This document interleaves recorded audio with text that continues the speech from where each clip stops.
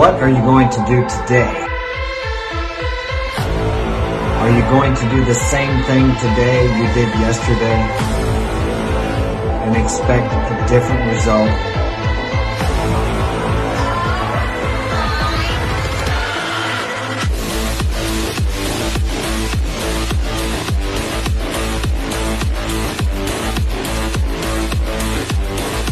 Change what you think, change what you do, and tomorrow will be different from today.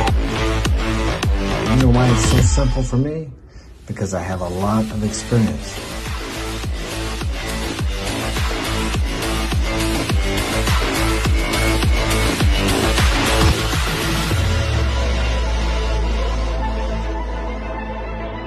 You can only change your tomorrows by changing yourself today. You're on, I think. Yeah. Welcome to another edition of Mark's Inspiration, the Power is Within podcast. And I don't know if we got sound, do we? Do we have sound? Sound right to me. Yeah, there's no sound on the microphones. I think it did it. Are they on? Yeah, it did it last time too. Look at this. Talk. Yes. There you go. Yeah, you can hear it now. Yeah. It's better now. It's on. I'm at the deduct the pay There's for my sound. camera, It's man. just the knob has to be turned Okay, on. So whatever. Anyway, we have a special guest tonight. Thanks for joining us, my 1,419 subscribers. We're moving up there. Appreciate you guys. Glad you're here. Be sure to hit the like and subscribe button if you're not subscribed yet. Check out my books on Amazon, Coming Back Home, The True Adventure of Mark Daniels and the Power is Within. And you can also check me out on Instagram at Mark's Inspiration. And you back there, Frank, or did you run off again? He's right here waiting for you to let him in. We got to bring, what are you doing? He's getting ready to bring him in. We're going to bring Phil on. What's going on, guys? Can you all hear me? That is so. Guys, blast it out. Don't say another word. Turn it down. Guys, say it loud, Frank. All right, try again, Phil. Can you guys hear me okay? I hear you guys. Yeah, Still pretty loud, Frank. Okay, that should be good. Think that's okay? Yeah. Turn it down a lot. Well, let's go. Okay, Phil. How are you today? You I'm want doing to- okay. I'm good. Glad to have you here. Just like what you haven't seen on the Dragon ship, but I think we have similar thought patterns. So I don't know if that's scary or if that's okay. I don't know. Anyway, tell us a little bit about yourself, what you do. I know you're into the fitness. You're a bodybuilder. You compete, and you have Bill Foster Fitness. And tell us a little bit about that. Yeah, so basically, I own Philfitness.com. You can find me on social media, on Instagram, Twitter, and Facebook. All about the fitness, man, 100%. I believe wholeheartedly that your fitness is the biggest asset that you can possibly invest in when it comes to yourself, first and foremost. And in some of your social media, I can tell that you're doing the same. Yeah, it's been a big part of my life since I was about 20 years old. I've been working out and exercises, and I won't say I always ate pretty good. I eat better now than I used to. I eat pretty healthy now, but I used to eat kind of just like normal everybody else did. I wasn't much of a fast food guy, but I did go to restaurants several times a week to eat. But I believe back then, even the restaurant food was better than it is now.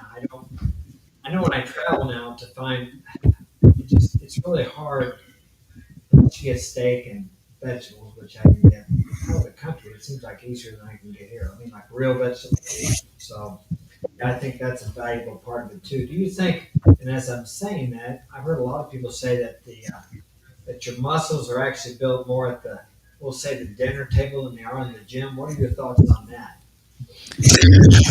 Definitely. A lot of people think that your muscles are grown in the gym. That's further from the truth. Basically, you stimulate the muscle in the gym, and then you feed the muscle and rest the muscle. When your muscles grow, they actually grow when you're at rest, believe it or not. So when you're sleeping. Well, I've been kind of tired lately, so hopefully my muscles have been growing. I feel a little better tonight. I know it's difficult for like the boys. They box and I work out too. It's very difficult when you have a physical job like we have and try to work out. I mean, like in the wintertime, if I slow down a little bit, I can hit an hour in the morning, an hour in the evening. The weights that run also if I want to. When I'm working, I can't put near the time. And maybe a half an hour every day is about all I can take without dragging during the day at work. It really drags me down. So I don't know. Now, see, I don't know much about supplements. What's your belief on supplements like vitamins and different things like that? So obviously, I have my own supplement line. So I'm a big proponent of supplements. So I think that supplementation in conjunction with like healthy foods, and I try to encourage all my clients to definitely eat as close to whole food as possible. So we're talking minimizing anything processed in your nutrition strategy, and then supplementation. If you can't get a quality meal in there, spin up a shake for yourself, especially if you're traveling or on the road, is a really good option to kind of keep the calories in check if you're trying to lose some weight and then keep the protein high. So I suggest, any kind of vegan or whey protein source is an excellent option versus eating out or fast food 100%. I think that supplementation has its place, but I think it also gets abused as well. So I encourage people to definitely get that whole food in there. Does that make sense? Yeah. I tell you, about 3 or 4 years ago, I decided I was going to eat organic.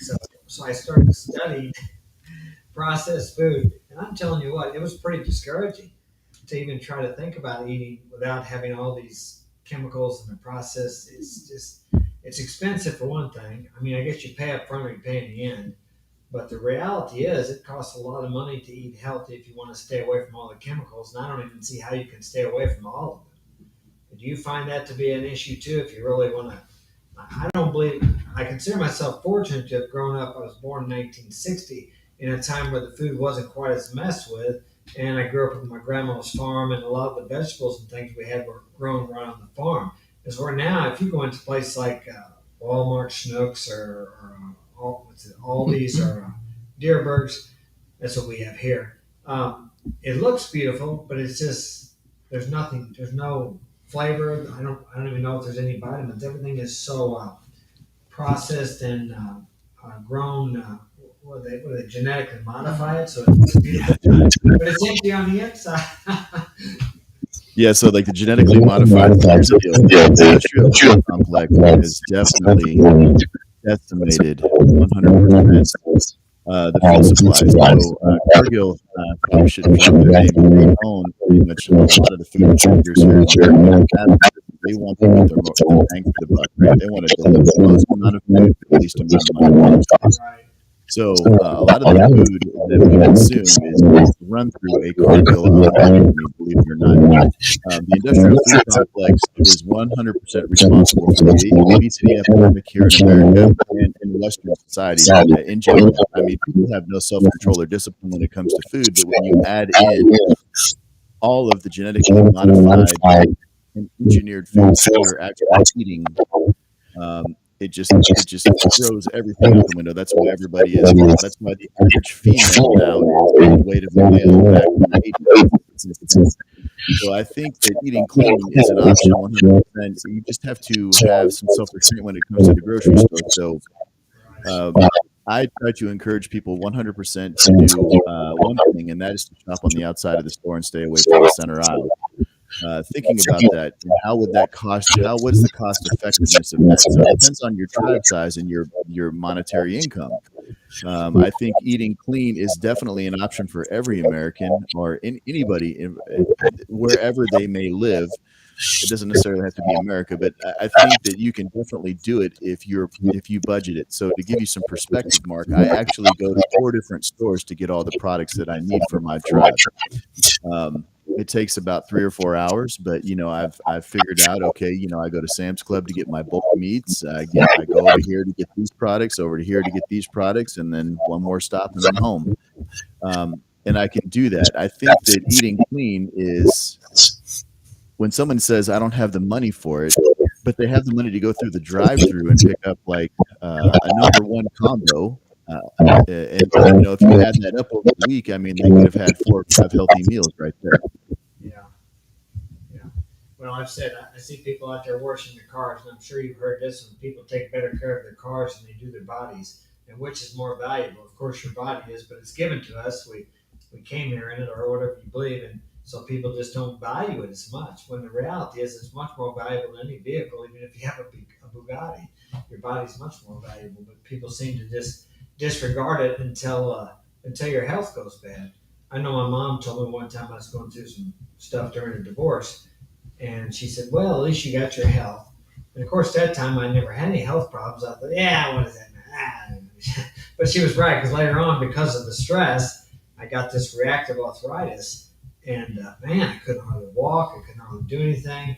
And Mom was right once again. So your health is very important, and I plan on living a long time. So God willing. So that's why I like taking. And I like to be able to do with the things I can do with the boys. I can spar with them. I can mess around, wrestle, push each other around, and just do things that men do. And I don't have to worry about. My job is very physical. We climb ladders a lot and do all kinds of physical work, which I enjoy. And at the end of the day, all of us are stiff and sore. And that's the advantage of being around young people. Is even when I get stiff and sore, sometimes I get that thought in my head because everybody's saying, "Oh, you're getting old." No, it's just life, because they have the same complaints. They get hurt. Sometimes their injuries last for months. But when we get older, we forget that. And we buy into what they keep telling you. "Oh, you're getting old. You're not as young as you used to be. You can't do that, this and that." Like when I broke my shoulder on riding Frank's scooter a few years back, of course, I heard, "Oh, you're getting too old. Shouldn't be doing it." Well, kids get hurt all the time. I mean, I broke bones when I was a kid. Nobody said you're getting old then. So, I mean, I don't deny the reality that I am getting older, but I think in the USA, at least, we almost our society pushes people into being old before their time. Most people are buried before they're ever in the grave. At least that's my view on it. What do you think about that? Yeah, I agree with you wholeheartedly. It's interesting, the average. I call them box dwellers. Okay, people that go to these corporate jobs and they work, and then they get to retirement. They work their whole lives, and then they get to 65, and it's like this magic number. Okay, so you've slaved your whole life, you've barely existed, you haven't experienced really anything, or if you have, you put yourself into debt to have those experiences, and then you're 65 and you retire, and then you just their lives stop. Okay, they don't do anything. They aren't active anymore. They get in front of the TV. They start eating poorly because they've already developed those habits. They continue to eat poorly, and their health declines. I mean, it's interesting, and so one of the businesses that I own, I deal with the general public a lot. I go into a lot of private residences, and I see these people, and it's like, "Oh yeah, I'm retired," and they're 70 pounds overweight, and they're watching TV all day. That's what they're consuming. They're watching the news. They aren't doing anything for themselves. They aren't active, and they have all these aches and pains, and they got a whole barrage of pills and medications that they're taking to get themselves balanced, or chemically, or get their body to be able to operate and function normally. So I think that as far as life goes, you need to experience your life throughout your whole life. Okay. And I think that, this whole magic number of, okay, well, you're going to retire at 65 and your health declines. I disagree. I don't think that's the way to live. I think it's a better look if you have more experiences throughout your life. And then when you're 65, you slow down a little bit, but you keep moving. That's the thing, though, is a lot of people, they stop. They think that, okay, I'm retired, I don't have to do anything anymore, and their health declines. I think that statistically they're saying, I think it's like 78 in America now is the average age or life expectancy. So if you work till you're 65 and you make it to 78, what is that? It's nothing. Yeah. It's like 13 years or something crazy like that. I mean, that's insane. If you are overweight or if you're sickly now, most of your problems can definitely be corrected through diet and exercise. Most of the men that I deal with in my men's community, they've come to me. I have some extremely overweight gentlemen, and I've had other gentlemen that are just like 40 or 50 pounds overweight, and some gents that are only 20 or 30 pounds overweight. And it's interesting, I have one guy, he's lost, I don't know, about 30 pounds now in the last 4 months, just straightening him out. He went for his yearly, health checkup, and his doctor's like, whatever you're doing, keep doing it. I mean, his blood pressure's down, his blood sugar's in line, his cholesterol is falling into place. He's not taking any more medications. I mean, a lot of the problems that people have when it comes to their health is 100% self-contributed. Now, I'm not saying everyone. I mean, there's some anomalies out there that definitely have health issues that were born or hereditary or have problems, and those guys and those folks right there, I say to you, do everything that you possibly can. And so what does that look like if you're older? If you're an older gent and, 40s, 50s, 60s, it doesn't matter. Get your butt to the gym and train every day. Clean up your diet and straighten your life out. Yeah. And you mentioned something earlier too. Not only are they consuming the bad food, they're consuming the news all day long. So I mean, I work in some of my clients. I'll be in their house, and they'll have. It's rare because most of the time they're not home, but sometimes they're on. CNN is going all the time, or whatever news channel they have on there. And it's like, man, I can't really stand it. if they offer to turn the TV off, I say, yeah, go ahead and do it because I don't want to listen to that. So they're not only, and then we got the food commercials too. And stop and think about this, and I'm sure you have. It's like, go pick up a 20-pound weight and imagine yourself carrying that around all day. And so many people in the U.S., I heard a stat the other day, 75 to 80% are obese or overweight. Imagine carrying that around all day. Now I weigh 155, what I weighed this morning, and I fought at 154 back in my 20s, so that's a good weight for me. But I can tell 5 pounds. Some of these people have grown into it over such a long period of time. They're carrying 100, 150 pounds. And yeah, I would say most of our problems health-wise are contributed to poor diet, and also poor diet and what you're allowing in and what's going on in your mind too. Because fitness not only is your body and the physical, it's the mental, emotional, and spiritual, if you like, aspects of all of it. If I'm sitting here thinking bad things about people all day and resenting people and being angry, it's pretty hard to be healthy. I mean, I think they're even correlating heart disease now with people who hold deep grudges and resentments. But everything works together. I think too many times the medical society has looked at the body as like a machine, and they try to fix it. But really, what they do a lot of times, and I go to doctors, I'm not anti-doctor, but they try to fix the symptom, and they don't take time to listen to this person. What's going on in their life? Are they exercising? Do they eat fast food every night?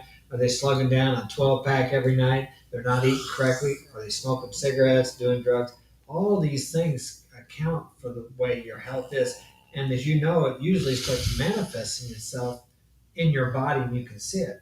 As for example, it really shows up on young women in the party scene. I mean, I know girls, my daughter's 15. I know girlfriends of hers who a year ago were looking, cute, and then they're partying and running around, and it shows on them. It wears and tears on them so fast. By the time they're 20 years old, I know a friend of Henry's there. She's 21 or 22 now, and she just, it really wears on them. Makes them, it's just tough on them. More so than men. I guess men can take a little more abuse than women can, but it really gets us all. But I was able to party a lot because I always worked out during, but had I continued past 30, I probably would look pretty rough now myself. So all that stuff you got to pay a price for. Whether you pay a price in advance to have good health, or whether you pay a price to party and you pay the bigger price later. Yeah, I agree with you 100%. And it's interesting, when I get around people, because I don't even drink alcohol, Mark. I don't even drink. I don't either. And so, I talk to various people, or I go to social situations and I'm not drinking alcohol, and they're like, what, you don't drink? What the heck? A social lubricant. Yeah. Yeah. And so I'm like, yeah, I don't need that, man. That's not for me. I don't need that. And, for me, alcohol and partying and all that stuff, it just weakens you as an individual. I think that, especially when it comes, with the topic of fitness, I mean, it doesn't line up with what I want.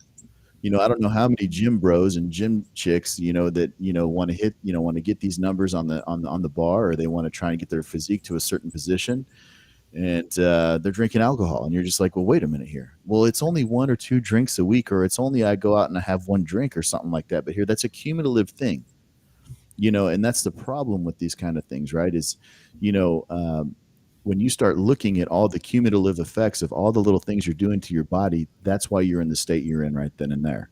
Wow. A lot of people lack that self-discipline, Mark.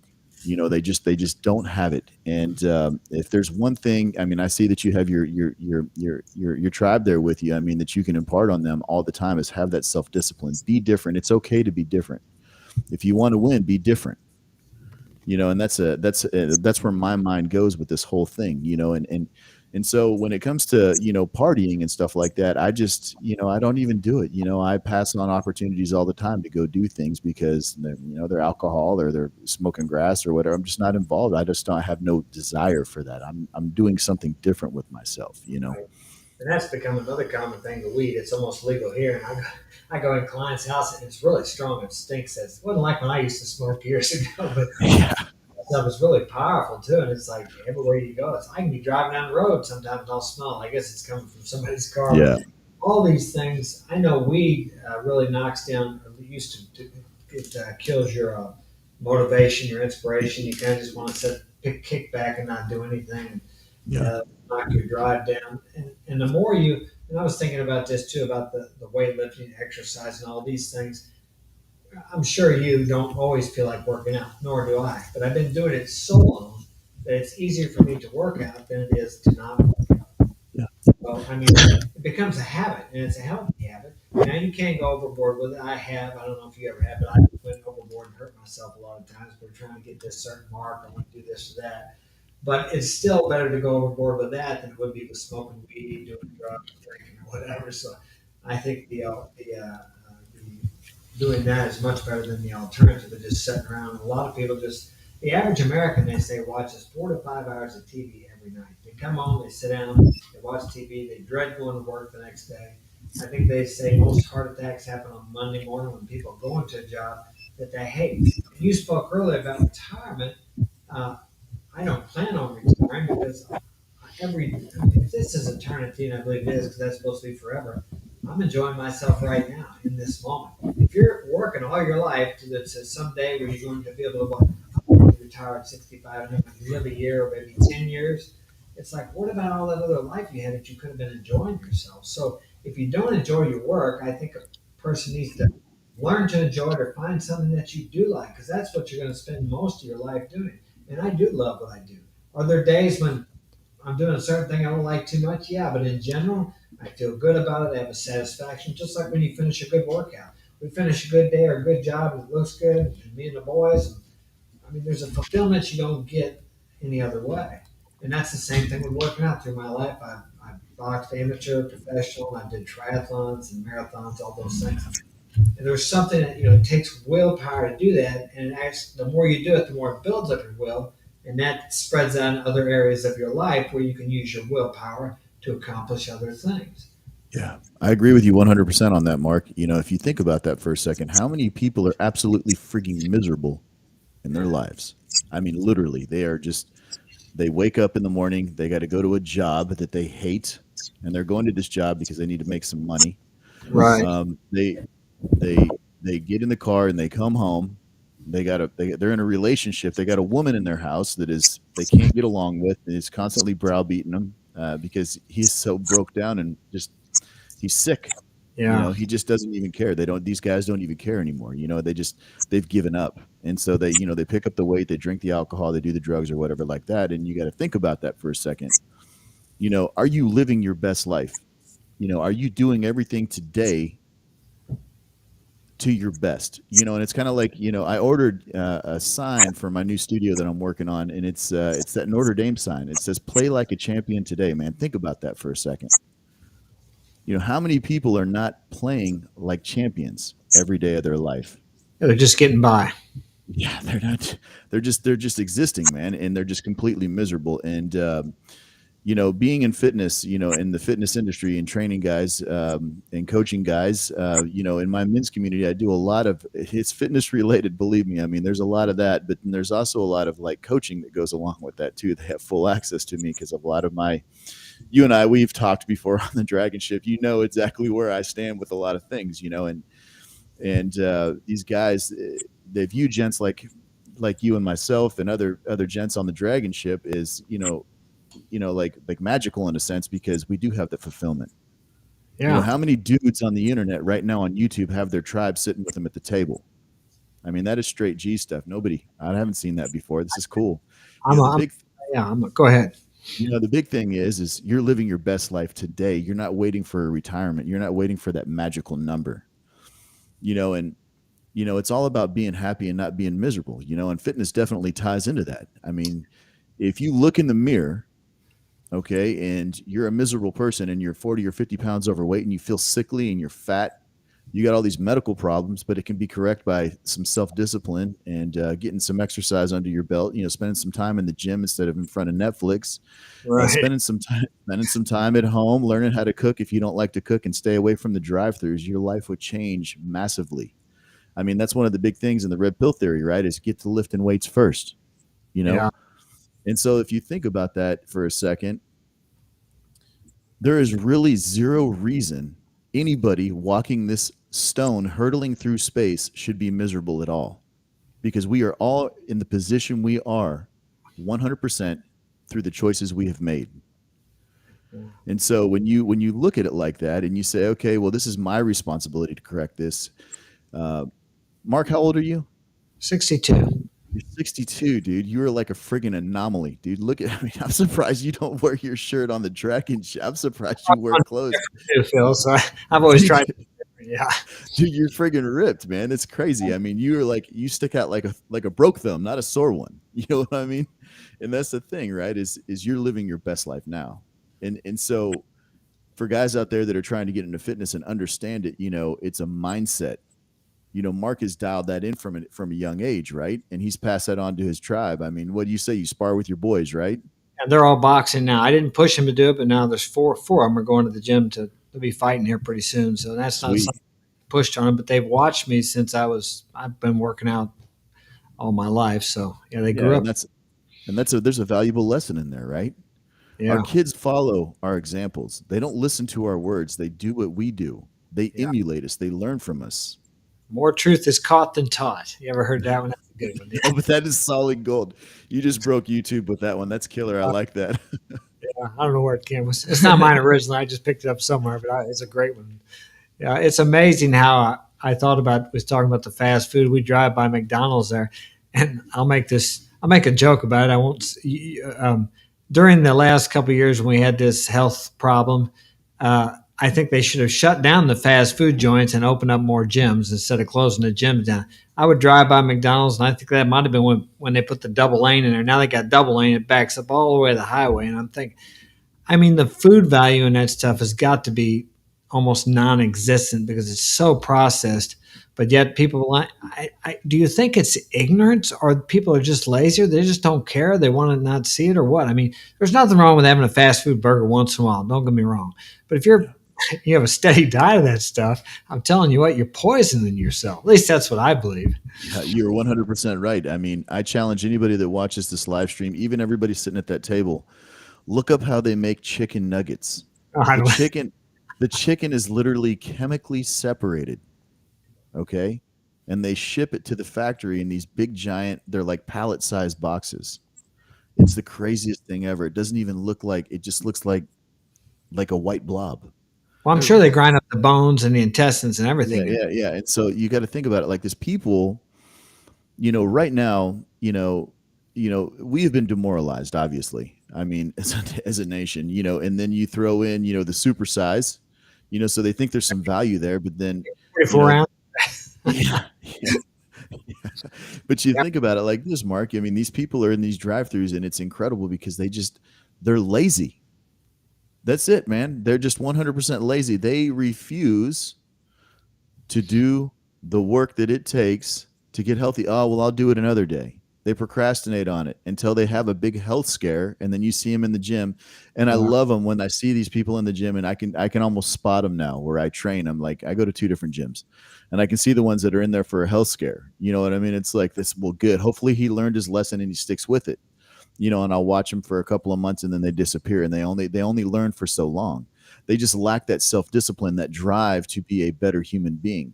So when you mention that fast food, I mean, people as a society, we have become so lackadaisical and so needing comfort all the time. Oh, we just need to be comforted all the time. And one of the ways we comfort ourselves is through food. I mean, we have these emotional connections with it, right? Yeah. And Like Phil, eat like you mean it. yes, sir, 100%. Eat like you mean it, and that's the point, right? Is so. Well, I'm having a bad day. I don't want to cook dinner for my tribe, so I'm going to go through McDonald's or wherever, and I'm going to grab like 6 number ones and some sodas, and they're set. Yeah. You know, I'm lazy is what that communication is right there. And a lot of that falls back to having a weak leader in the home. You know, Yeah. because like once again, I mean, look at the example you've set for your sons. You got 4 boxers in the house now, dude. I mean, so if you were a guy that went through a fast food restaurant 5-6 days a week, and I'm not saying the every once in a while, hey man, it's been a great week, let's go get a burger or something like that. I'm talking about, every 4 or 5 times in a week. I mean, these kids see this stuff, Yeah. and they learn that behavior. Oh, it's easy, just swipe the card. Yeah. And how convenient, they take credit. Yeah. Yeah. They even take EBT now, which is welfare here at McDonald's. So you can buy that with their welfare taxpayers' money. Are you for real? Oh yeah, you don't take McDonald's. They take think so. EBT now. I think Yeah, so, I'm yeah. pretty sure. You can I get could cash, be wrong you about can that. get cash from those two or something like Oh, that. yeah, they give you cash. But I've seen families coming into Casey's. We have Casey's. I don't know if you have it. It's a quick store. Coming in there with the EBT card, getting sodas and chips. And now it used to be when I was young, you had to buy certain. We were never on it, but I was at one time about 6 years ago when I had to take care of my father and I couldn't work. But used to be you could only buy milk, cheese, bread. Actually, it's about 10. How long have we been here? 9 years. So it was over 10 years we were on. But that's a whole nother story there. But I was glad to get it. But it used to be you could only buy certain foods and breads, but now you can just get anything you want. Doesn't matter if it's nutritious or not. And that is so insane to me, Mark, because I think that it's all messed up. I mean, I agree 100%. It should be 100% limited to like Whole Foods. Like you can't buy soda with that stuff. You can't buy chips with that. You need like meat, vegetables. Feed your tribe. Don't poison them. Yeah, some people live on this. They have a steady diet of chips and sodas and things like that. Whoa, why are you looking at me? I'm in the Them fire hot chips. Isn't it ironic? You talked about the comfort. How men have made life so comfortable and easy here that we have to work out now because we don't work hard enough. And I love working out. I'm not bashing working out. Hell, I love it. It's part of my life. But look how things are. We're so comfortable and so everything is just great. Mm-hmm. And I think men need challenge and they need adversity. And in our society today, they're not going to get that unless they go out and actively seek it. In the gymnasium with the weights or squatting or trying to push a little more, whatever it happens to be in the boxing gym or riding a bicycle, racing, whatever it happens to be. They grow through challenge and adversity and disappointments. I'm sure you've lifted weights a long time. I'm sure there's been a time when you tore a muscle, pulled something, and you can't do anything for maybe 3 months, 6 months, and you got to try. You start out with a really light weight, and you remember what you used to be. It's discouraging, but we need all of that to build the inner man. That's right. 100%. That's the one thing that the iron will not do, and it will never, ever, ever, ever let you off the hook. You either can lift it or you can't. Coming back from injury is one thing, but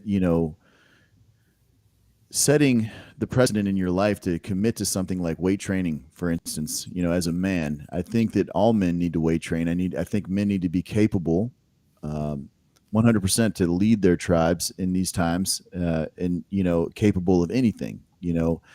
How many dudes out there that might watch this live stream, they can't even they can't even put a spare tire on the car if they get a flat. They got to call somebody. They're out of breath.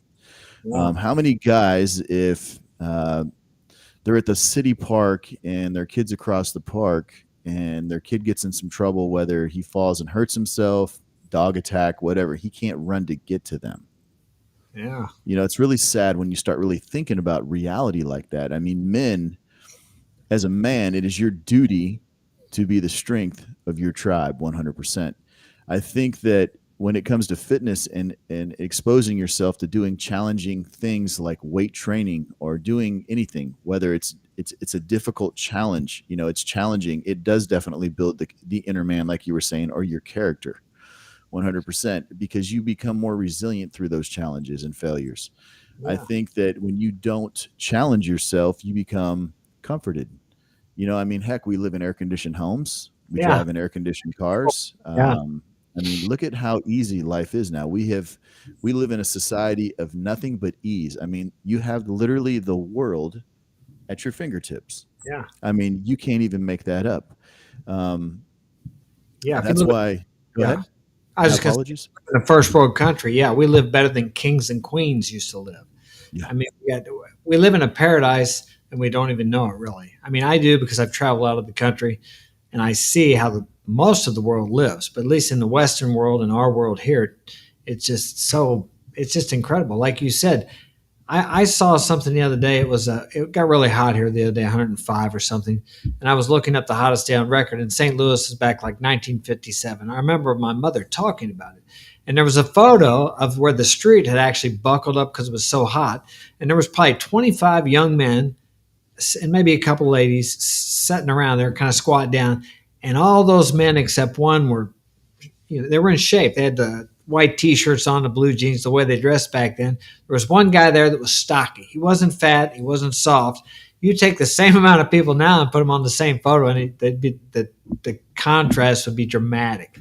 Yeah. I mean, all those men, they were in pretty good shape, looked like healthy, and yeah. But now it's just incredible. I mean, I live in the Midwest here. Where you live at, Phil? I live in Dallas, Fort Worth. Okay, and yeah, they say Texas is one of the heaviest states that there are. Oh, dude, man, there's some big folks in this state, brother. I'm thinking here we're probably at 95% where I live. I'm in a rural area here, and it's like I get depressed when I go to town sometimes. I'm like, I don't feel like I belong here. And nothing against them. I have overweight people that are my friends. I'm not bashing them. It's just so rampant around here. It's just the norm. It's the norm. Yeah. And I know if you get on the dating site, sometimes a girl will say, I'm in shape. But when I say in shape, I mean like the Olympic, like I'm in shape. And of course, compared to the rest of the big women around here, I'll be nice about it. They are in shape. But to me, it's like, no, you're overweight. You're not in shape. You're flabby. But it becomes the norm. It becomes just these kids grow up. I see these kids with their overweight parents, and they're like 7 years old, and they're 50 pounds overweight already. And it's like, man, their knees, their joints. But this benefits, and I'm not saying it's a conspiracy, but it does benefit the healthcare industry, and it does benefit the food industry. And they say the food industry has more lobbyists in the White House than any other organization that there is. It's $1 trillion a year industry. And really, in a way, I guess in reality, they're kind of poisoning us. So, the food is just, Start reading the labels. I'm sure you have. Yeah, I mean, if it's alphabet soup, stay away from it. That's the big thing right there. Understanding that when you put, it's like your body's a race car, man. I mean, it's a high performance machine. The problem is people are putting like farm fuel in it. Yeah. Instead of the high octane stuff. And I think that, it's a sad situation that we find ourselves in. I'm telling you, if you watch this live stream, look up Cargill and look how many businesses that they own in the food industry. I mean, literally Cargill has their fingers in everybody's piece of pie. Cargill is part of the industrial food complex. It is a real thing. And you're absolutely correct. I mean, it's tied right into the sick care system. So I have very little faith in modern medicine. I'll be honest with you. I believe in alternative medicine. I believe in fitness. I believe in hormone optimization. I believe in self-wellness and getting yourself straight, because 9 times out of 10, when someone's in trouble and they're at their doctor and they're dealing with something, and you'd mentioned this earlier, they prescribe something, but they're really just masking the issue. They're not dealing with it, and so what are the issues, and why are these people like this now? Why have people given up? Why do they not care? Why do they just don't care? And you mentioned dating. Let me tell you something about dating right now, man. You got to be really careful. I mean, these girls out there, I mean, if you're a man, and you're looking at dating profiles, you need to understand that, the ego is so massive. She can be a big girl and her ego is this big because of all the attention she's getting. I mean, it's a thing, so if you're a man of status, if you're a man of status and you put yourself together and you're in great shape and you've built something and you're looking for a gal to build something with, you really got to understand that you're going to have a rough go of it. Now, I'm not saying that the women aren't out there. I'm just saying that if you're dealing with dating sites, you're really going to have a hard time because, see, here's the thing is, people being overweight is accepted now. Yeah. See, you're in the wrong because you're healthy. And it's interesting. A lot of people that start getting in shape. So you really haven't had to deal with this, Mark, but there's a lot of people that start getting in shape and getting healthy. They get shamed by their partner because, see, they start to change and they start losing weight. And then like their wife will say, hey, well, what are you trying to do? Are you trying to divorce me? Are you trying to, why are you doing that? Well, I need to get healthier. I need to lose weight. I got these problems. I need to fix myself. Yeah. And the wife's over there browbeaten and saying, well, and because she's over there, she's overweight too. And so, she'll sabotage. She'll start baking and making all the goody things that these gents really like. And this is just my experience in my men's community. Yeah. And so be careful and wary of that. Whoever might watch this live stream, that when you start putting yourself together and getting healthy again, there's going to be people along the road that are your friends or your family members that aren't going to understand what you're doing for yourself. And that's where you have to have the self-discipline to say, I'm not going to eat that today. This is not where I'm going with it. Understanding that fitness and taking care of yourself is so massively important because you only have one life. And, as a man, your greatest asset, you got 3 boys at the table right now, correct? Well, there's 4. Frank's back there. He's the camera. Frank. Okay. I can't see him. I can, and one daughter. Okay. Even the daughter. Okay. Your greatest asset, guys, the biggest asset you have is your time. The second biggest asset you have is your life, is your health in your life. And that's the big thing, is understanding that with those 2 things in mind right there, working a job that you're not happy with. I tell people all the time, when I hear guys complain about the work that they do, I'm like, then quit, get another job, go be happy. Well, it's less money, but will you be happy? Yeah. Yes. Okay. Learn how to live on less money then, or quit complaining and figure it out. It's the same thing with health. I got a lot of guys that I deal with that make excuses. They get to a number that in their head that they want. And, well, this is, I've come this far. I've lost 50 pounds and I just need to lose that last 10. And then they hold there for about 3 or 4 months. And what it is they've gotten comfortable in their newfound weight loss, their new physique. And they say, well, I can eat trash here and there. Well, guess what happens is they never lose the rest of the weight. Yeah. And, we got to iron that out and deal with those emotional issues and then get them going. I think that when people really start to look around and they start getting healthy, it's interesting. See, like Mark, you've always been in relatively great shape, but when somebody actually loses weight and gets healthy into the position that you're in, what happens is they start looking around and they start seeing everybody around them and they go, geez, that person's overweight. That person's overweight. And they start really noticing it. God, did I really look like that before? And that's when that wheel really starts turning in their head. I'm never going back there again. And that's when that lifestyle is switched. And that's the magical moment for many, many people. Yeah. Well, I'll tell you, I did have back when I was in my early 20s, I had a struggle with weight because I developed what they call bulimia. I did it because I was trying to make weight to fight. So I would binge and purge. And back then, nobody talked about bulimia or anorexia. And I got to where I'd binge and purged, to make weight. Well, then it got to where I could not binge anymore. And so I got up to about 100, and I was fighting at 154 then, or 60. I got up to 184 pounds. And I'm telling you, I didn't even want to go out. That's how badly I felt about myself. And for the first time in my life, I didn't want to take my clothes off in front of a woman because I've always, I guess, prided myself, for lack of a better way to say it. I take my clothes off in front of a woman and feel good about there's no self-conscious whatsoever. But during that time in my life, it was difficult and I really had a struggle. But that was really, once again, just a symptom of something that was going on inside of me. I developed that. And the way I got out of that was, I started doing triathlons, and you know how that sport is. That's like you really got to work your ass off. So that managed to help me get the weight stabilized. But then later on, I had to do some inner work because most people, when they overeat, we're not eating because we're hungry. It's we're looking for comfort. So I was using food as where before I used alcohol and drugs and different things. I've used several different things. So I was about 30, then I quit all that. But it was only by doing the inner work that I was able to get that under control. And yeah, when I see people overweight, there's a certain part of me doesn't hate the person. I hate the fat because I don't want that in myself. So I'm very careful about it. I don't diet anymore. I did back then. But now what I do is if I gain a pound or two, I'll just start eating one less bite. I eat about 4 meals a day. I usually fast I'll eat a small meal before I go to bed, and then on the weekend I won't eat until 12 or 1 the next day. And lately, what I've been doing is eating at noon, and I don't eat again until about 9 o'clock at night. But I don't eat big meals. These guys see what I eat. I mean, my diet consists of peas, a couple cans of tuna a day, and Peanut butter sandwich. I like peanut butter sandwich for lunch. Yeah. I've been doing that all my life because it's convenient, doesn't go bad. So I've been taking peanut butter, and I like to eat bananas. And I tell you, I really have a sweet tooth. My grandma told me that, and I do. So I eat dried dates, and that really satisfies that sweet tooth that I have.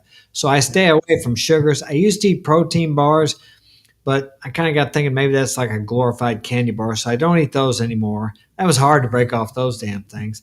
I broke off of caffeine here a while back because I was using an energy drink you're probably familiar with. It's called C4. God, I like it. That Arctic snow cone. It's delicious. I mean, these guys used to joke with me. I'd get stay away from me. I got my can. Yeah. It's like, you're addicted to that. Yeah, I was. It's hard. It's hard to stay off of it. But I'd get to where I'm drinking like 3 or 4 of those a day. So it was becoming a crutch for me. So I broke off of that. But yeah, I'm real conscious about what I eat. I buy the meat from the meat store. I'll cook that sometimes. But most of what I eat is tuna as far as the protein goes, and veg peas.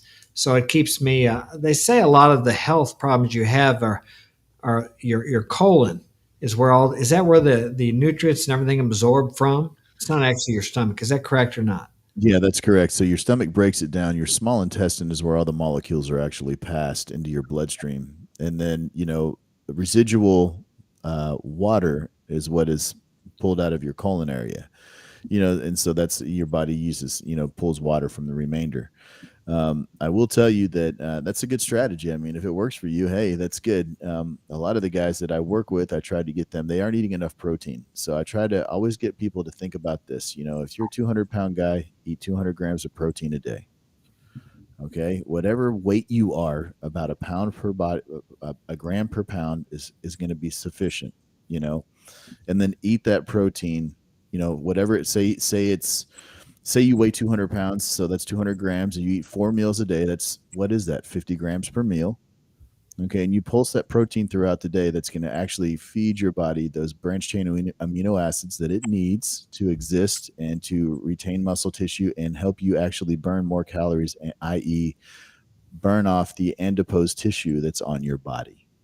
So, your strategy of not eating too much is it works for you. You found what works good for your body and your biology, and that's the magical thing about this whole thing is we are all completely different. Yeah. I've got some guys that they need a little more carbs and less fat, more fat and less carbs. More. And it's weird how bodies work. But we're all individually different. I will tell you this though. In your nutrient strategy, you did not mention Doritos or Lay's or things like No, it's like Little Debbie snacks and all these things. And so that's the big thing, right? Is you have figured out a way to exist and not eat trash. Okay, and that's the number one thing that most people need to figure out. And that takes self-discipline. Now, obviously, your level of discipline, hucking the caffeine, and then also, sticking to the tuna and peas. I mean, that takes a lot of self-discipline, man. Even though you like it, if you were to offer that to somebody else, they'd be like, "Man, how in the world?" Yeah, my kids. Yeah. How in the world am I going to sustain myself on this, even with the PB&J at lunch? See, a lot of people, they demonize carbohydrates. And the problem is carbs are wonderful for your body, man. Yeah. It's just when and how much you're eating them. I think that, and I'm a big carb guy. I get all my clients eating carbohydrates. They're like, "Oh, well, I'm a keto guy. I'm a carnivore. I'm a faster." And I'm like, dude, well, that's why you're not losing weight. You've literally stalled your metabolism out. Your hormones are in the toilet because you've given yourself no glucose. So here, let's start reintroducing carbohydrates. Let's start eating a little bit more, and boom, guess what happens? The weight starts to fall off. It's amazing to me how many people pick up these fads when really and truly, if they would just eat appropriately, they would be in much better shape. Did you want to you want me to field this dude here in the chat? He says, any advice for people who have no motivation to work out? Yeah, go ahead. I can't see the chat there. Go ahead. Yeah, okay. It's popped up on my side. This is mad for MAD forever. He says, any advice for people who have no motivation to work out? Here's the deal. Whoever you are, if you have zero motivation to work out, go into your bathroom. Okay. Go in your bathroom, take off all your clothes and jump up and down 3 times. If anything is wiggling and jiggling, that will motivate you. That will motivate you right there. If you're a man, because I can't tell if you're a man or a woman, I will tell you that, dude, sex when you're in shape is much better than when you're overweight. Yeah. So if that doesn't motivate you, I don't know what will. So start out with definitely trying at least 3 days a week. And once you get to 3 days a week, stick to the same time. If you get up in the morning and go to the gym or go in the afternoons, whatever you do the same 3 days a week for 2 weeks. And then on the 3rd week, add a 4th day, but stay at the same times. And then add a 5th day after a week. And before you know it, you've built a habit of going to the gym over a month time frame. And you will definitely start seeing results in the gym. Because here's the thing, man, weight training and getting exercise and being active, it's a cumulative effect. I mean, you're going to start wanting to eat better because you're like, okay, I'm putting this effort in the gym. Maybe I better lay off that fast food. Okay. And some people, they struggle with that discipline there. So what you want to do is really think really long and hard on that one. Okay. I'm trying to get to this weight. Will this cheeseburger and fries help me get there? So start looking at what you're eating and say, will this actually help me get there? Like Mark Daniels, what's he say? He says, I eat tuna and I eat peas and I eat my PB&J at lunch because it's convenient. But Mark's not running around with 40 or 50 pounds hanging off his frame. He's got 4 boxers in the house. You know what I'm saying? So the moral of the story is you have to find that motivation within yourself. And I would say, take your clothes off and go jump up and down 3 times and look in the mirror while you're doing it. If you don't mind, I want to add on to that. I agree with you, Phil, but I would say motivation is like your worst enemy because after a while it does go away. So like you said, build the discipline to keep going and then add on to your workouts. My man, that's 100% solid gold right there. Yeah, this is Brado, and that's Brado. He's not my son. He's a different. I'm adopted. Yeah, we adopt him for the show. I'm going to introduce you to the guys. This is Henry. What's up? This is Claude. He's a son. And my Paulina, she's my daughter. And then Paulina. Frank over there, you can't see him. We're going to open it up for questions. You guys got any questions or comments you want to make? Sure. I did have a couple questions, and then I forgot what they were because you guys were talking. Well, you think about it. I'm going to say something about what Phil talked about. We got the term called fat shaming now. I think people need a little fat shaming. It could be healthy. It isn't going to hurt anybody. But like you said, it's so accepted now. And not that if you can't just go up and tell somebody they're fat. I mean, but you can tell somebody they're skinny. I've had people tell me, "Oh, take another bite. Look at you. You're so thin. You're still thin like you, or you're skinny, or whatever they say. You need to eat more, or whatever." I've experienced that a lot in my life. I'll be eating at a dinner or something. "Oh, take another bite. Look at you. Here, have another helping." Yeah, that's why I look like I do because I don't take that second helping. But they're always trying to push it on you. Just like when I used to drink a lot, if somebody was hanging around with me, I'd push them till they drank with me, or I didn't want to run around. And I wasn't an everyday drinker either, but still, it's the same way with food. I know Henry's experienced it. He'll go over to maybe some girl's parents' house or whatever, and they're trying to get him to eat more because they're all overweight. They're all trying to push him to eat more and more. And I remember this one secretary that was at my kid's school, and she went there and she was in good shape. This was years ago. After 3 or 4 years there, she was as big as all the rest of the women there. They were all big because they're always bringing food there. And I want to mention something too. You've gone out to eat, I'm sure, and I do too. The helpings they give you, there's enough food there. I can make that for the whole day. I mean, I never, when you go out to eat, they give you such a platter. And I guess it kind of goes along with that psychology of maybe I grew up with this eat everything on your plate. It's like there was no way. I don't know when the last time I ate a full meal at a restaurant, years ago, I suppose, because there's just so much there. Even as active as I am, if I ate like that. Now, when I was younger in my 20s, like I said, when I had a weight problem, we'd go out and eat, and I would always eat the whole plate. But that was before I actually got into the binging and purging. But even then, I carried about 165 pounds. My body fat was higher then than it is now. I'm probably sporting about 10 or 12 right now, which I like. Claude, though, he's a natural 4%. I mean, if you ever seen anybody like his body fat is so low, and then I think Frank's about the same. Henry's is a little bigger, but he naturally. I mean, I got a caliper. It's not exactly right, but looking at him, you can tell when he's got his shirt. He has no body. Yeah. It's like he's naturally that low. Yeah.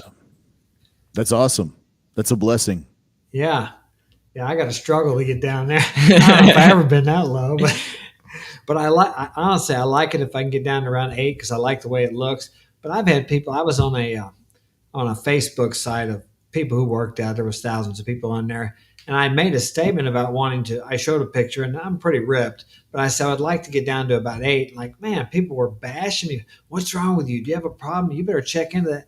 It's like I've been there before. I understand it was just amazing the backlash I got because, yeah, I look good the way I am. Don't get me wrong. I like it, and I'm happy with it.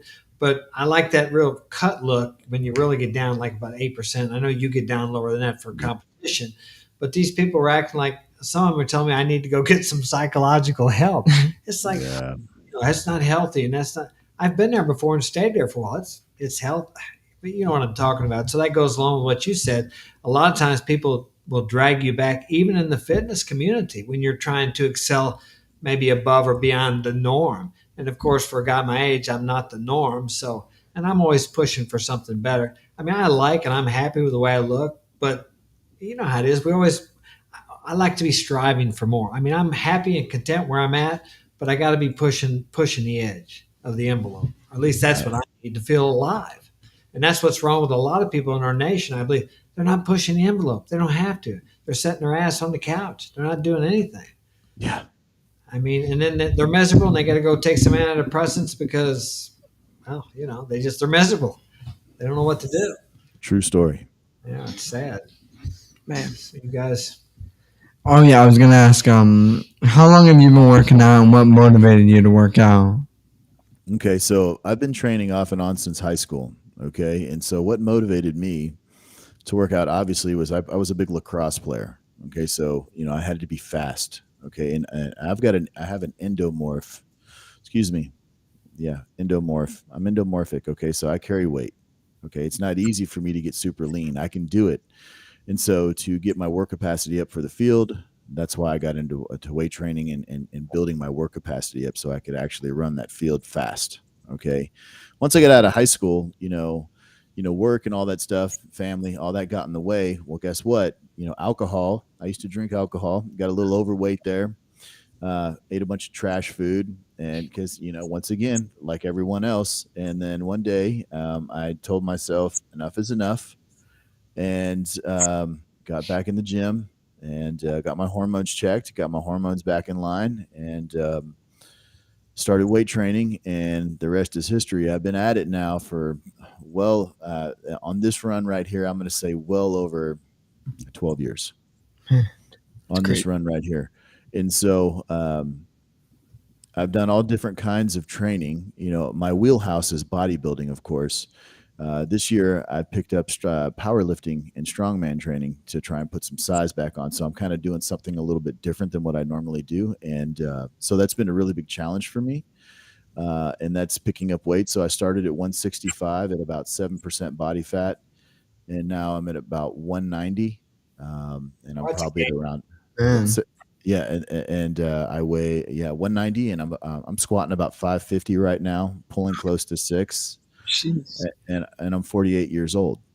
And so, you know, it just all depends on what you want, you know? And so that's, you know, I'm going to compete this fall in the powerlifting and then strongman in the winter. And then I'll go back to bodybuilding competitions in the spring of next year. If you don't mind me asking. Good luck with that. You got it. Yeah. If you Thanks, brother. What is some of your heaviest lifts you've done in a competition? So I haven't done any heavy lifting in competition. My first competition's coming up because remember I told you powerlifting is not my wheelhouse. Bodybuilding is. So my heaviest lift 550 on the squat, um, 535 on the pull, and 375 on the bench raw. That's with crazy. no gear. Raw. Yeah. Actually talking about the whole being confident with like the whole confidence thing.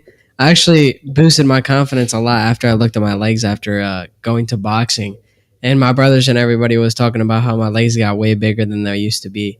Yeah. That's the way, man. And once you start seeing that stuff pop out, man, it's like those muscles start popping and showing. It's like it changes who you are as a human being. Yeah. That's a point. I want to make a point there. A lot of guys think, I believe they think, well, I'll go to the gym and I'll get jacked and the girls will like me. The advantage it gives you is not that the girls are going to like you more because the girls aren't that concerned about a six pack as long as you're in pretty good shape. Although I like having a six pack. But the point is, it's the way you feel about yourself and the kind of person you project out there when you have that kind of body or when you are in shape or when you're doing boxing or something that you're pushing yourself every day and you're putting challenges before yourself and you're going through those challenges. Like the boys talk about, they'll get in there and work out with this guy. He's a pro and he's really good and he knocks them around pretty good. And I remember how that was when I would work out with the older pros that were more experienced when I first started.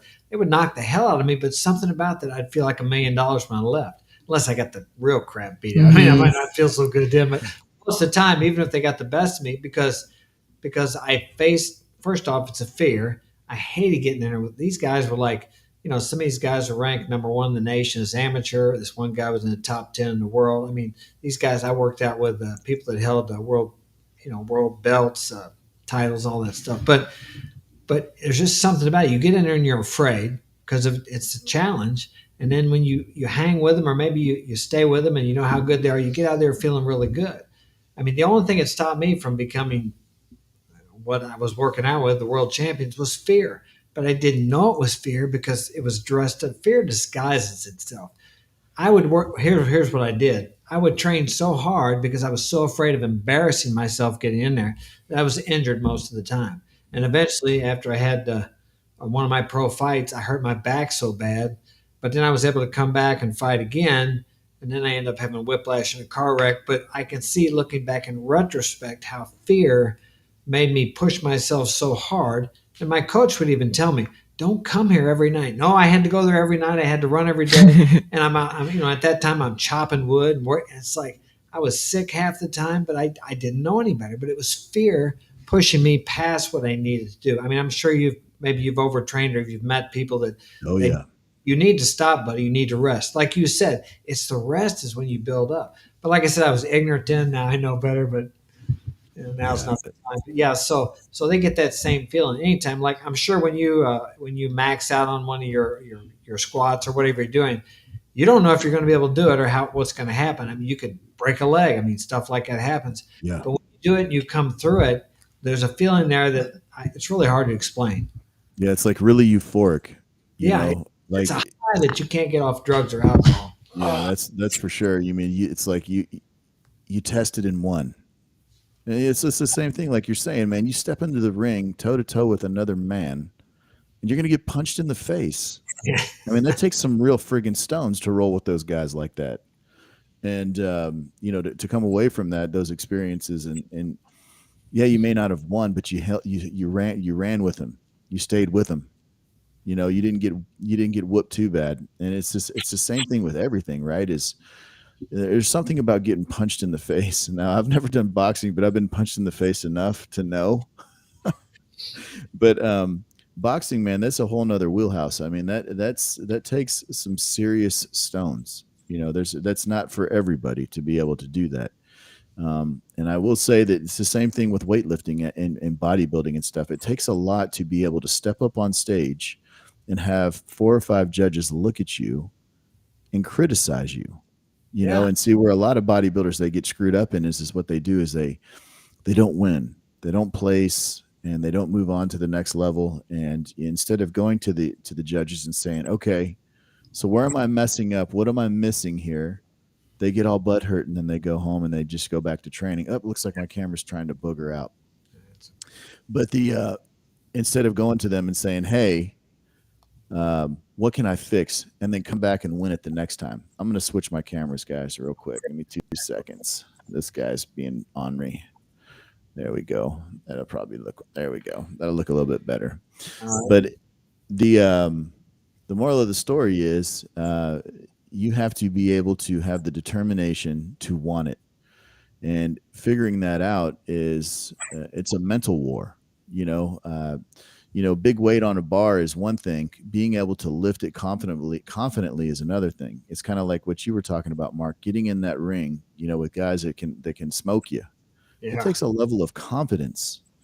And getting in shape, talking about confidence there, getting in shape, you're right. The ladies really don't care about the six pack. It's the energy that you're casting in that room. It's the oxygen you're taking up in a space. It's like you're a vacuum. You're like a black hole, dude. When you have that kind of confidence and you have that much self-belief, you're like a black hole. You're like a vacuum in the world, man. And people are drawn to you. You're magnetic. Yeah, there's no comparison to it. I mean, the way you feel when you're in shape, there's this power you carry with you. I can feel it, and other people can feel it too. And you talked about getting up on stage. I would compare that. I say it's a victory if you get up in the ring and fight. Just getting up in there. A lot of people never make it though. There's guys that can fight like hell in the gym. They can't get in the ring. They don't never make it to a fight, or they get in there and they can't fight the same because it's different. And I would compare it to what you say about getting up on stage. You're getting up there on stage in front of these judges in just a Speedo. I mean, the victory is just getting up there for one thing. Because most people, I mean, that takes courage, because it's like I called it stage fright when I got up in the ring, and I had to really do some mental exercises. And I eventually got to where I got over that. But it's a tough deal to get up in front of people like that and not know how you're going to be accepted, or if you're going to win or lose. Or I guess for me, it was like I just didn't want to put on a bad show. And I had a guy that went with me all the time, told me, said, "Mark, you're in such good shape. There's no way anybody's just going to beat the hell out of you." And he was right, but I was just so afraid. I wanted the acceptance, I guess, at that time so bad.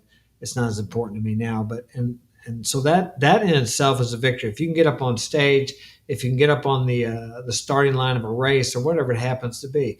I can't think of a time where I didn't get started in a race where I thought, when I was standing on the starting line, what the hell am I doing this for? Really, after all that training and all that, and I wonder, it's psychological. It's I don't know if it's that failure mechanism or that part of us that wants to keep us safe. It's like, because you never know what's going to happen. And you're talking about swimming a mile, riding a bike 56, and running 13, and it's a grueling race. But once I got going, and when you finish, then you have that euphoria, like you talked about. And I'm sure you may have experienced the same thing, or know people who have. They work out for months for the competition, and then it gets close to competition. It's almost like there's a part of you that says, "What are you doing this for? You got a good life. You don't have to do this." I don't know. I get that anyway. That second guess, yeah. Yeah, it's trying to talk me out of it now. But if I knew I was going to win, but it's psychological, and it's something you have to deal with, and that's part of the challenge, right there. I would venture to say that is the biggest part of the challenge, the psychological part. Yeah, we must conquer ourselves before we conquer everything else. Yeah, more specifically, your mind. I mean, our minds limit us so much as human beings. It's insane. It's like they're almost like prisons, because we talk ourselves out of so much great things, that we could accomplish. It's like, it's kind of like, going back to your topic of the value of fitness. I mean, you think about it for a second, well, it's too hard. I'm overweight, so I don't want to, it's too hard to change my diet. And, and well, maybe tomorrow, instead of putting the foot to the floor and saying, "No, I'm going to do it today." People talk themselves out of so much opportunity that they have. And I think that, once you can have that self-discipline and that ability to look forward and say, "Okay, no matter what happens, I'm doing this." And it's just kind of like with the powerlifting, like I was telling you, like, I've never done that before. And my coach, I've got an amazing coach. He's really helping me. He's brought me a long way in a short period of time. And I'm sure with the first time I go to a meet and I compete, our goal is to do a couple of locals meets and then get invited to nationals, and obviously I'll probably get smoked at nationals, but I'm still going to go. The big thing is getting your mind right. Half of the battle, like coming back from an injury, is getting the confidence back under the bar that you're going to be okay no matter what.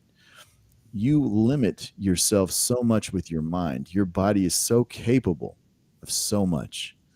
It's kind of like when you train, and I'm sure you went through this with boxing, Mark, and your boys are going through this now with their coaches, depending on how serious they are.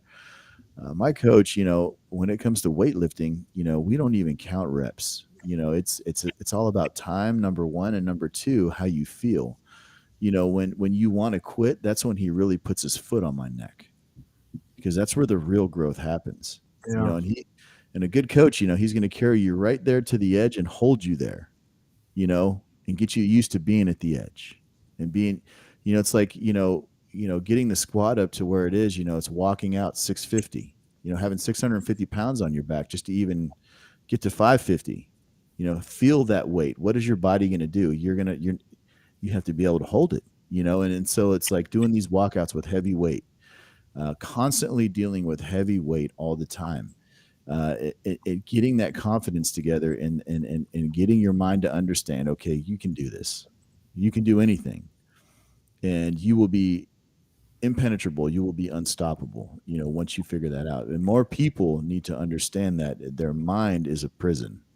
It really holds you down for the opportunities that are in front of you. I mean, we pass on, even me, I pass on things all the time. Even you, Mark, everybody on this live stream, people that are watching it, we pass on things because we're like, oh, well, maybe no, and all it takes is that one opportunity and boom, there it is. You talk about qualifying. I did a Chicago USTS short course of triathlons, and I qualified for the nationals there, but I didn't go, see, because I didn't think I was good enough. There you go, right there. Well, I was good enough to qualify then. But see, once again, the mental part of it. Tell me how much, because I'm a real believer now in visualization and different things like that, affirmations.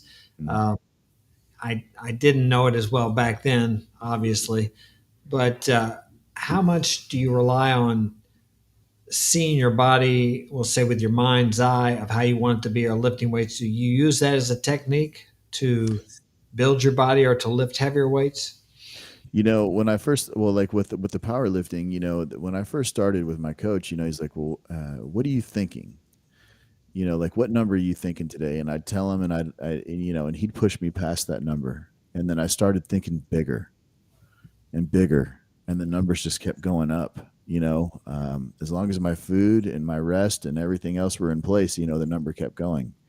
And so I try to think bigger than what I'm able to do. I would rather go and fail than sell myself short at this point. Yeah, we think too small. And it goes back to what you were saying before I asked you that question. Yeah, most of us don't think. I tell people better to err on the side of arrogance than self-debasing humility. People think too little of themselves. They think too little of what they can accomplish and what they can do in life. And thus, we usually get what we expect in life. And if you don't expect that you can do much, well, like you talked about, you thought about a bigger number, and thus you were able to do it. And yeah, better to shoot for the stars and hit the moon than not to try at all. Yeah. I would rather fail any day on the platform than sell myself short. Yeah. Yeah. Because that's humiliating. That's actually what got me into fighting years ago. I got picked on when I was a kid, and I got finally a couple of these guys picked on me, and I felt like a piece of trash for 2 weeks. And I thought, it can't be any worse getting beat up than the way I feel about myself and the way I beat myself up for not standing up. So I found somebody to teach me how to fight, and he knocked me down every once in a while, and we'd fight. And he was the local bad guy, and so I got in my first fight, and the guy beat me, but I felt like $1 million. Nice. I stood up for myself. And so, from then on, and I didn't back down anymore. And I was right. Getting hit a few times wasn't near as bad as taking the hit I took from just backing down when somebody was, bullying me and talking to me like I was a piece of trash. Yeah, it's crazy, man. It's the craziest thing ever. It's, no regrets, right? How many things have we all passed up on, out of fear? Yeah. I mean, no regrets. Leave nothing on the table when you leave this earth. Take it all with you. Yeah. I don't want to have I've done a lot of things that didn't turn out too well, but while I did them, but in the end it turned out well because I learned a lesson. So I don't look back. I look back at very few things, if any, and wonder what if I'd have done this or done that, because I tried pretty well everything that I wanted to do, and thus I've had an adventurous life, and I have I have a lot of memories. A lot of memories. I have a friend that talks about. He calls it. He wants to be the king of the nursing home, and I said, "What does that mean?" He said, "Well, the person in the nursing home with the greatest memories is the king." And it's true. I think about my life sometimes, the good and the supposedly bad, and it just overwhelms me with joy, all the wonderful experiences I've had. And even the ones that were bad were wonderful. The things that seemed seemingly tragic at the time, looking back on it, I compare our lives like a movie. If you went to the movie and the main character got everything he wanted and his life went great, you'd probably walk out before the movie was over. So lives are like movies. Do you want to have a boring one, or you want to have one that you look back on and think, man, what a great life. What a wonderful life I had. How exciting and adventurous or whatever. And like you said earlier, most people, we've got this so pushed here in our society about retirement, work till you retire. And then you're going to and then you get to live your life.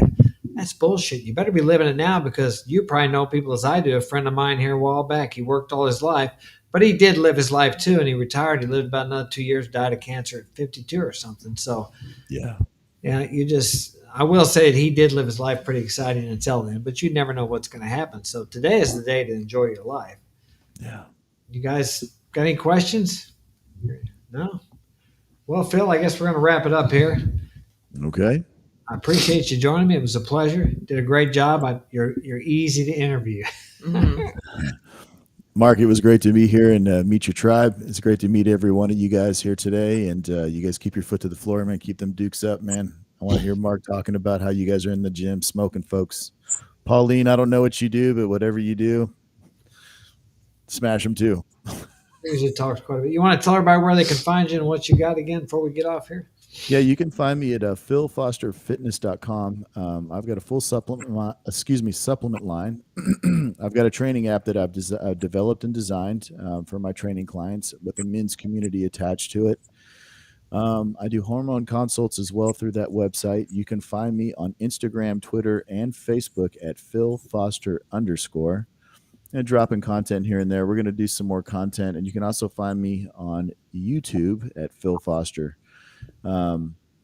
We drop content pretty much throughout the week on the social channels. My YouTube channel has been relatively quiet for the past month. They're kind of regrouping, and we're putting some content strategies together, and we're going to start that up here, and hopefully this month, before the end of this month. All right, great. All right, well, thanks again for joining us, and we'll catch you next time. Probably see you tomorrow night on the Dragon Ship if you make it. I will be there, and I will be in my studio. All right. Take care, Phil. All right. Someone said thanks. We got to sign it off. What's that? Someone, Wade, I think his name is. Or something. Wade. He said thanks, bros. Hey, Wade, thanks for coming. Glad you were here. And we will see you next Saturday at 6 p.m. Central Standard Time. And we're going to have, who are we going to have? Is it John Fitch or Tino? I think John Fitch is coming next week, I believe. Anyway, take care.